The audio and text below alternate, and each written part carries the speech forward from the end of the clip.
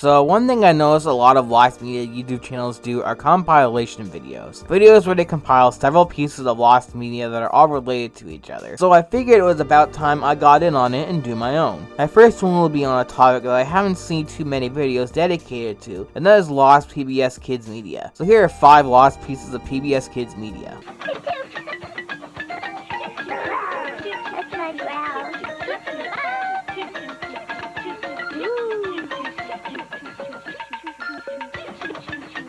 We're starting this list off with a lost PBS Kids blog from the early 2000s titled Bookworm Bunch. Bookworm Bunch was a blog on PBS Kids that aired from 2000 to 2004. The blog featured several shows made by the Canadian animation studio Nelvana, all of which were shows based off of children's books. The shows on the blog were Elliot Moose, Timothy Goes to School, Seven Little Monsters, George Shrinks, Marvin the Tap Dancing Horse, and Corduroy. However, 1 year after the blog started, both Corduroy and Elliot Moose were removed due to being cancelled. All the shows in the blog are readily available online. However, most of the bumpers and interstitials are lost, with only a handful of them appearing online, mostly from the later seasons of the blog. The puzzle place, and if you're a kid, you've got the key. Let's get going to the puzzle place.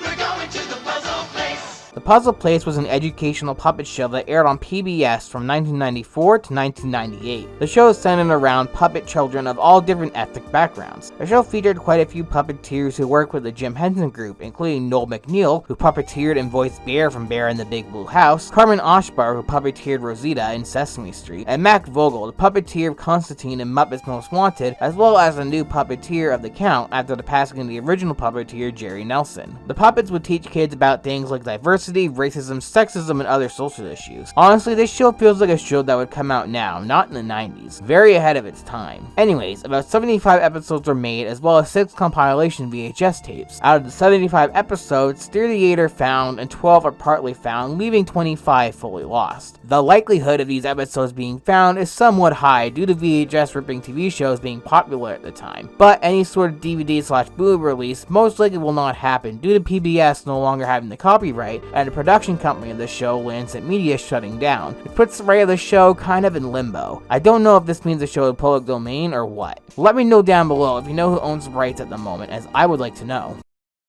Emily just loves PBS Kids Play. Yay! To her, it's a lot of fun and games. I think I'll play as Curious George. But it's PBS Kids, so these great new games are all about education. Didn't think I would be talking about games on this list, but here we are. PBS Kids Play was a website that had educational interactive games that taught kids math, science, and reading using several characters from PBS Kids shows such as Berenstain Bears, Bob the Builder, and Curious George in a point-and-click style format. The site was up for years, starting sometime in the 2000s, and you were also able to download it. The site was shut down in 2015 due to running on out-of-date technology. In other words, the games were run using Adobe Flash, which was becoming obsolete at the time, but wouldn't fully become obsolete until the end of 2020. All that really exists to prove the existence of the website is its commercial and some footage of the website on YouTube. And in all honesty, I don't see much more being found. I just don't see there being enough dedication to bring something like this to life. Plus, it's harder than finding a lost movie or TV show. A lost website is a whole different challenge altogether. Unless someone can somehow make the found download link work, all we can really hope for is more footage to pop up online that was filmed prior to the service's shutdown in 2015.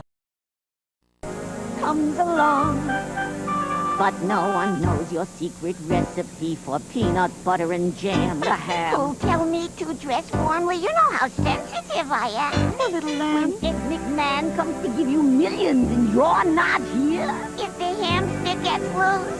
or we're out of root beer. But Charlie Horse Music Pizza was another puppet show from the 90s. However, this show was a spin-off of a successful show titled Lamb Chop's Play Along, which is also partly lost. However, I decided not to include the show in the list as I didn't want to make this video too long, and the Charlie Horse Music Pizza is a little more obscure. Also, the name is like 5 times weirder, which I like. I mean, the Charlie Horse Music Pizza sounds like someone trying to describe Chuck E. Cheese but failing miserably at it.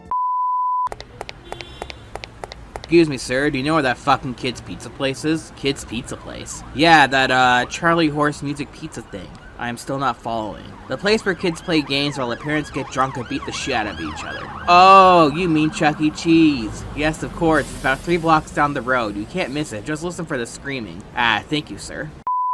See what I mean? Anyways, the Charlie Horse Music Pizza starred Sherry Lewis, the host of the first show, along with her puppets Charlie Horse, Lamb Chop, and Hush Puppy, but there is also new puppets as well. The show taught kids about music, and each episode would focus on a specific lesson about music. The reason why the show is so obscure is because it didn't really last long, and unfortunately that's because in 1998, the same year the show premiered, Sherry Lewis passed away at the age of 65 from ovarian cancer. Since she was the main host of the show and would be really hard to replace as she also hosted the first show with the same characters, the Charlie Horse Pizza was cancelled. Out of the 23 episodes, most of them are actually found, with only 7 being lost and 1 episode being partly lost, that being the season 1 episode Charlie Ants. Most of the found episodes are all in one video that was uploaded to the Internet Archive. The video has 10 episodes of the show and is 4.5 hours long. Due to how much of the show has been found, I feel this show will be found at some point, it's just a matter of time. Tell me why? Tell me super why? Tell me why?